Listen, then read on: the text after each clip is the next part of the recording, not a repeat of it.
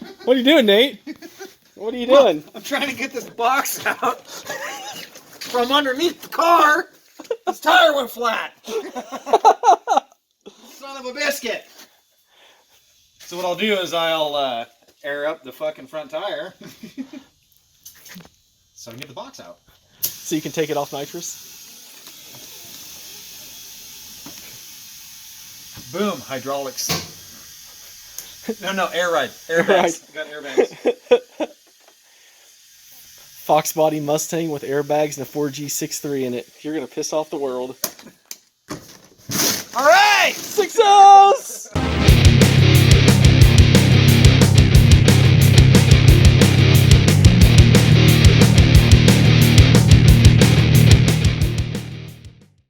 Alright, today we are addressing an issue with the front brakes that I found. Nothing too severe. It's just that the pad overhangs the rotor just a little bit. And it's just a little too far out.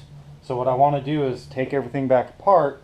I'm going to get back here and I'm actually just going to kind of hog out the hole that the whole caliper bracket bolts to back here to give me about...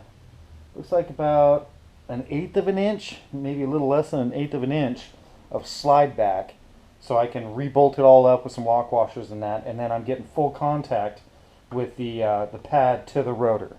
So just a little issue that I found with the front brakes. Everything else is great. These things, you know, real easy bolt up, real easy assembly, no problems there. Just want to address that little issue. So without further ado, let's get her going.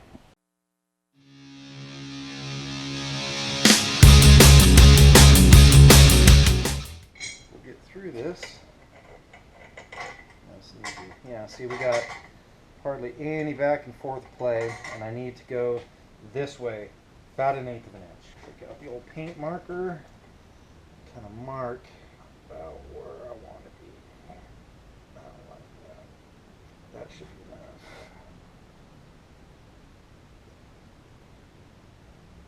All right.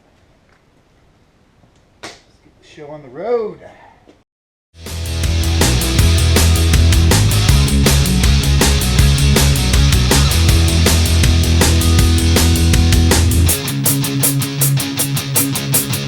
As you can tell right here, I hogged it out a little bit.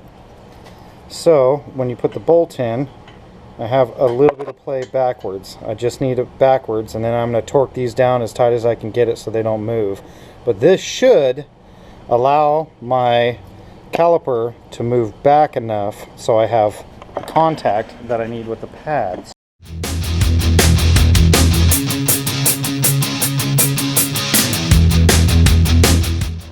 Now, hopefully you can see right there how we are nice and flush with the rotor itself. So when the rotor's setting in there, nice and flush.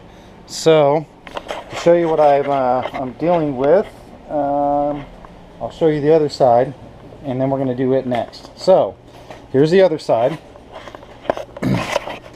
Notice how right there we've got that much sticking up where I can catch my finger on it. So this one is going to need set back just a little bit further than the other side did, but in result, there you go, nice and flush. Worked out good.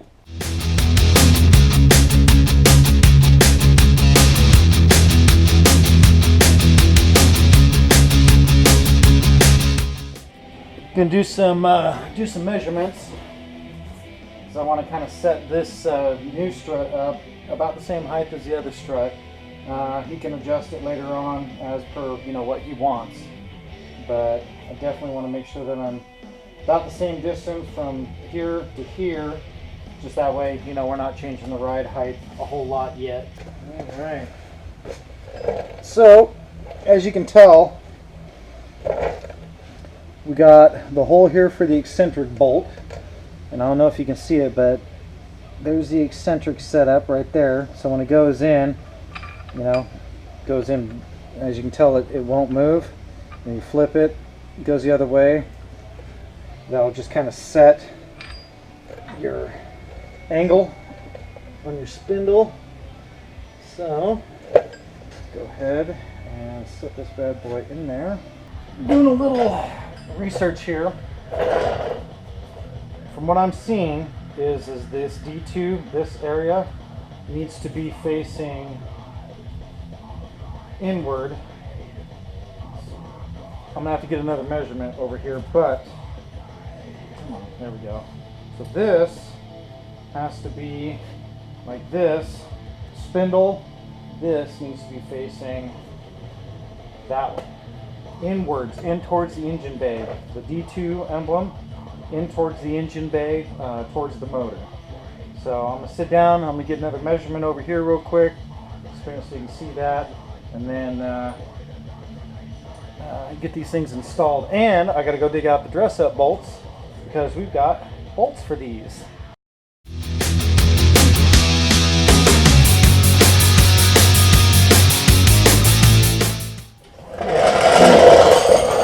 That is a lot straighter up and down. This thing had a little bit of camber, and I'm not a big fan of camber, so you know, we want this thing to, you know, if we're going to be drag racing, we want 100% of the tire contacted to the road.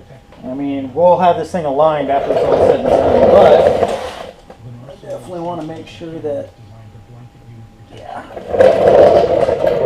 looking good.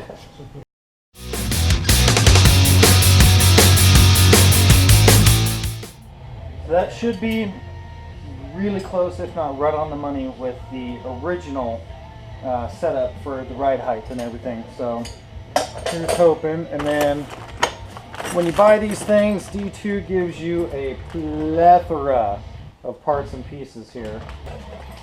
Looks like here's your tool. Here's your other tool. And then this must be for the brakes. Alright, these little guys are obviously for the brake line. So I would imagine they might want you to take it apart before you freaking stretch it out. Throw it on.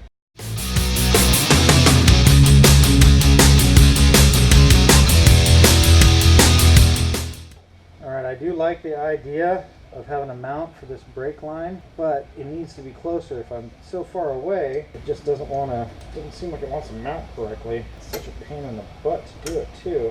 Kind of wish it had the provisions for the stock bracket that bolts to the back. That is a real bummer, but oh well. I might have to modify this thing later. What I think I'll do is I might cut this off right about here, round off the end, and then drill another hole so I can actually secure the line to this underneath it, because this is just too high. This brake line just isn't long enough to support this thing. So later on down the road, I'll just have to make a note that we need to secure the brake line to the coilover so it doesn't flop around. So just want to show you how it looks. That it's not 100% like non-movable secure, but it's better than nothing. This will at least keep that line right where it needs to be. It's not going to move around a whole lot, not going to flop around, not going to get rubbed on the rim and cut through, and you know, all the fun stuff that happens, but I'll show you here. So as you can see right there, little E-clip on there, and it's fairly centered, as you can see, but at least that'll keep that bad boy in its spot. Like I say, you know, D2, you know, they definitely gave you a little bit of an assortment for what you need to put these things on. Then these little guys drop right in the top right here. Boom, there's your adjustment. So, and it's also one of those things to where I'm sure that these things will want to rattle out. So I don't know if you want to just throw those in your glove box or what, but they sure as heck aren't, you know, secure. So I'm sure the hood, when the hood's down, you know, if these things want to bounce up and down, it'll, you know, hold them in place, but you know, we'll see. All right, real quick rear strut. The bottom half of the rear strut's real simple. You got your through bolt right here, and then you just kind of set your ride height, and I haven't set this, is still kind of loose, so haven't set that yet. And you know, you got your main 2 bolts up above, and this thing is you know, it's real simple to do. I mean, there isn't a whole lot on the bottom half, you know, you can tell literally. What you will do though is you will take this bolt loose, drop it down so you can actually get this up and in. So when you do the rear struts, don't take this bolt loose, take this one and then this one loose, and then you can actually drop the arm down, get the strut all in, slide it all up, and then bolt it, how, you know, whichever way. And then with the wheel off, you can set your ride height. You said I haven't gotten that. This one's still loose here. Here's your 2 jam nuts right there for, you know, how high you want it and how hard. So yeah, I figured show you that real quick. And yeah, she's coming together, boys. So